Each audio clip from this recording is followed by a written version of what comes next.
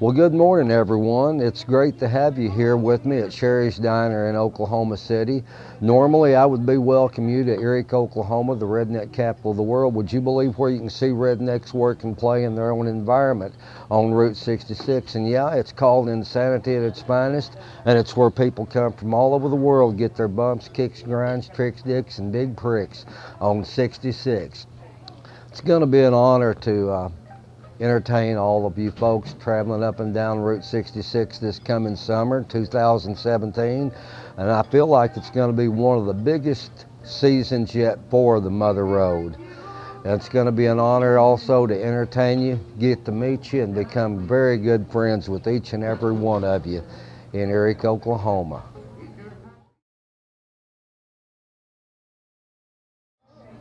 Well, actually, how we got started on Route 66 goes back not too long ago, 1999. Me and my wife Annabelle had been in Erie since 1986. We had done an antique store, we had had a health food store, we had had music and art lessons, as well as selling guitars, amplifiers, and other musical equipment. And the way we got started is one day we happened to be in our building just playing our guitars and having a good time, entertaining ourselves, and we were working there, and this guy came through the door while we were doing a tune, and when we finished he said, "Hey, can I let these people come in?" And I said, "Hell yeah, let them come on in here. We're entertaining ourselves, have a good time, and don't bother us." And we figured it was probably his mother and dad and a couple of other friends, and it turned out to be the very first tour group that had ever been in Erie, Oklahoma, the redneck capital of the world. We never dreamed there was a tour bus sitting outside, but we started another tune, and before we got through with that tune, the building was full of people. They had picked up these tambourines that nobody else had picked up since we had bought them to sell.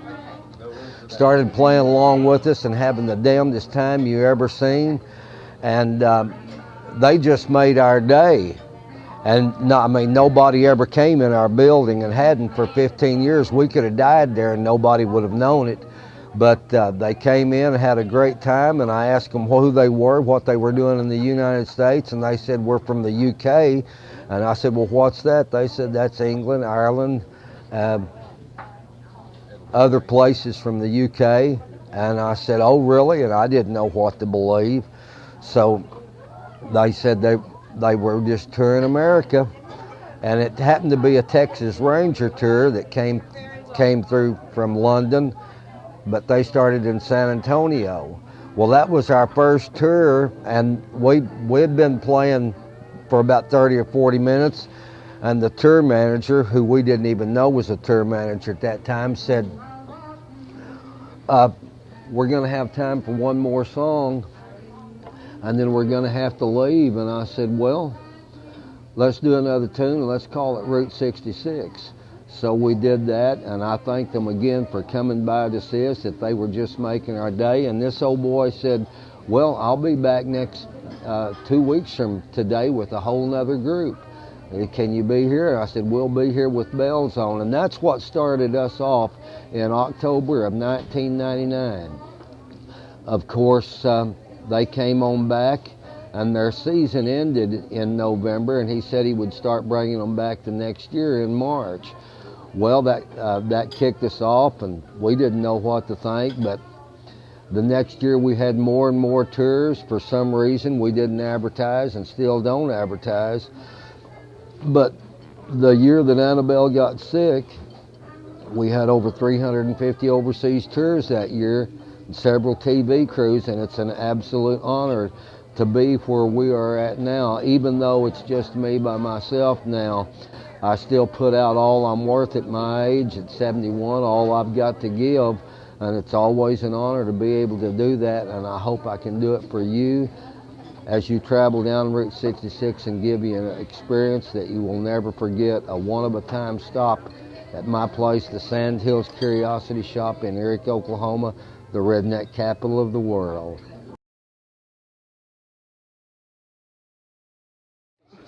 Well, actually, I was born on Route 66 in 1945, right here or over there in Erie, Oklahoma. right on Route 66, 2 blocks west of the only stoplight in town on the south side of the road, and have spent the past 31 years on Route 66. Before that, I had traveled up and down Route 66 as a guitarist for 22 years, and never thought much about it, but that was before Route 66 was ever a tourist attraction, before I-40 was ever come in and had bypassed Route 66. So I go back many, many years, as a matter of fact, nearly all of my life on the Mother Road. And I'm glad to still be here today at 71 years.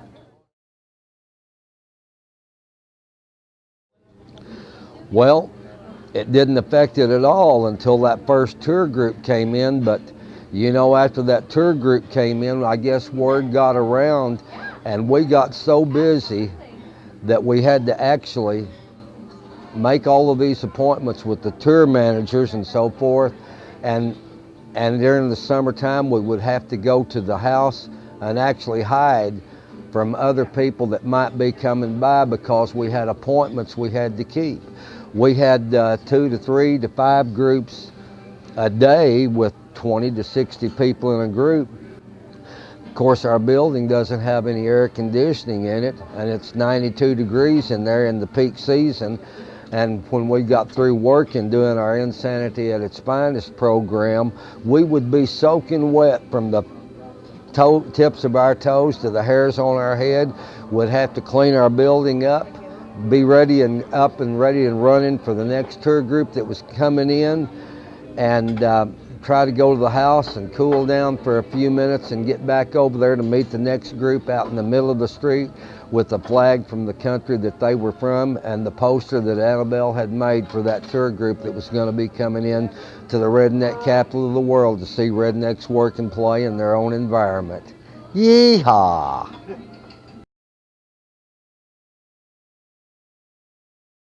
As a musician, I never really thought about it that much.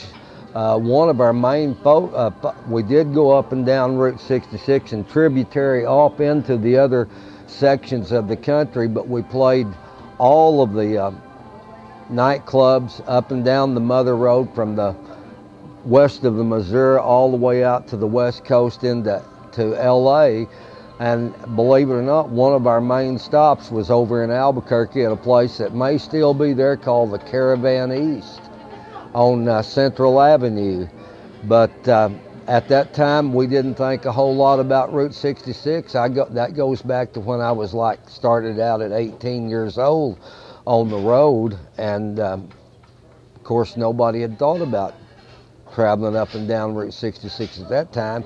At that time, it was a way to move commerce from Chicago on into LA, coming in from New York and all from the Atlantic all the way back out into the Pacific coast to carry freight and people traveling up and down Route 66 as a way to change their lifestyle and make a living. And a lot of those folks, of course, seen it and did it like my parents did in the Dust Bowl days. What is your favorite part? Okay, for me, it's out in Arizona, around the whole stretch of Arizona, like into Seligman and into Hackberry. Those are my favorite places, and actually those places have inspired the way that we have set up our attraction in Eric, Oklahoma, with all of the old signs. Of course, we do something totally different than Angel and Bob Wallmeyer did, but those, one of my favorites is definitely going to be the Snow Cap out in Seligman, the Route 66 Stagecoach Hotel, Motel, and Bar and Restaurant in Seligman, and then Hackberry, which was set up by the late great Bob Wallmeyer. Everybody knows who Bob Wallmeyer is, world famous Route 66 artist, and he's the man that actually made Hackberry and Hackberry General Store what you see it as today. It's one of my favorite places on the Mother Road, and I've never even been there, but I don't get a chance to leave town to go see it. but I've seen plenty of video and I've seen plenty of photos, and Bob has been by many times before he passed away. And I don't have to go there to tell you that it's one of the highlights of your Mother Road trip. Of course, everybody loves the phenomenal Grand Canyon, and what human can possibly compete with God's wonders and His creation, which is the Grand Canyon, which is a one-of-a-kind stop as well, like many of us are. I am. Stagecoach is the Snow Cap out in Seligman, Hackberry General Store. All of these places are one of a kind, although there's very many more up and down the Mother Road, and I want you to enjoy as many as you possibly can.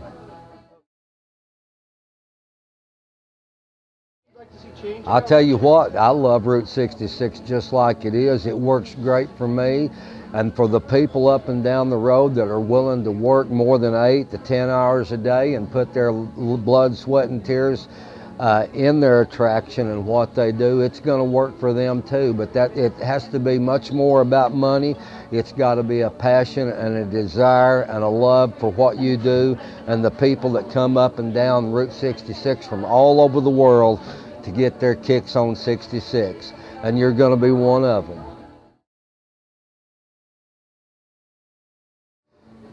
I just want it to keep going just like it is.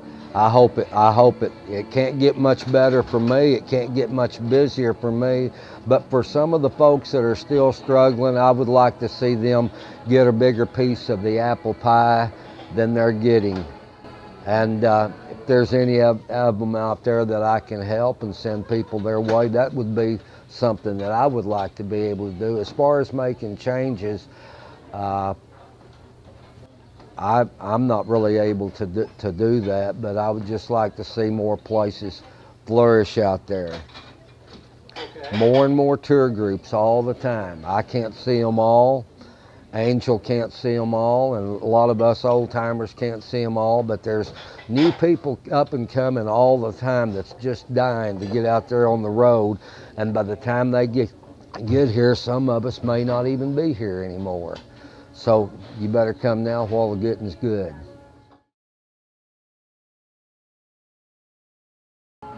Well, what needs to happen for the Route 66 is to make sure that the infrastructure of the highway is very passable up and down Route 66, and that the people that are in all of our Route 66 towns and in our Route 66 family continue to welcome all of the overseas visitors that come to America to celebrate their dream of traveling up and down the Mother Road, as well as the folks that are living in the States now.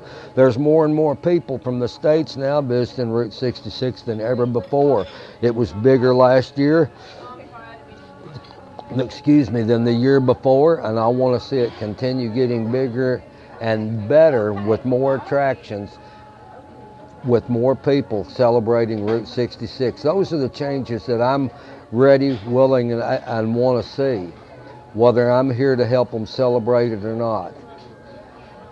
Sand Hills Curiosity Shop will always be here for you to stop and visit, even if I'm not able to be there. I'd still love to have you come by and get your little part of celebration of Route 66 just in pictures and photo ops. But I do look forward to seeing all of you, as long as I can do it.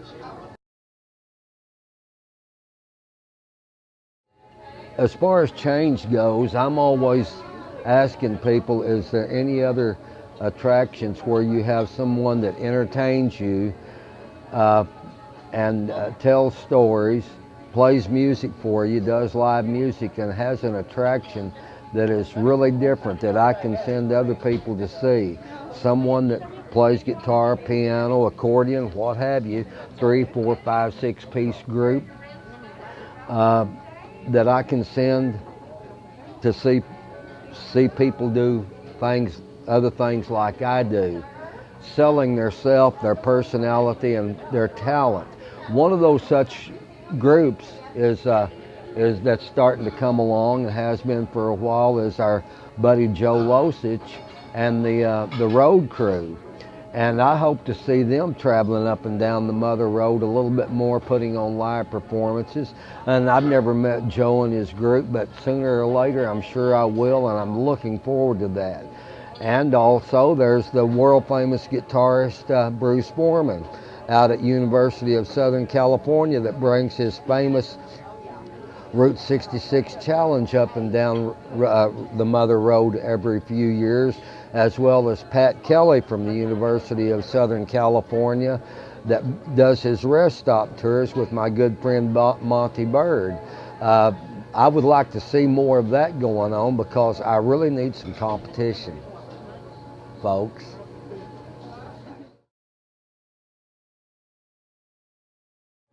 Well, all I can say is that it's an honor to have all of you folks from overseas and here in the States come up and down the Mother Road, visit the museums, and have the historians, Michael Wallace for one. Who's the guy over here in around Arcadia? Which one? Jerry McClanahan? Jerry McClanahan, the postcard artist, has Jerry's Route 66 Easy Guide. And then the old boy that's been to the shop many times, his name's on the tip of my tongue, has a Route 66 or a Phillips 66 house. That his house looks like a Phillips 66 gas station. He's one of the historians as well. But all of these people can give you, from the word go, from its inception till right now today, all of the historical details about the Mother Road. And while you're visiting these places, it's going to be an honor for you to drop by and see me as well, where you'll get a one-of-a-kind performance of Get Your Kicks on 66.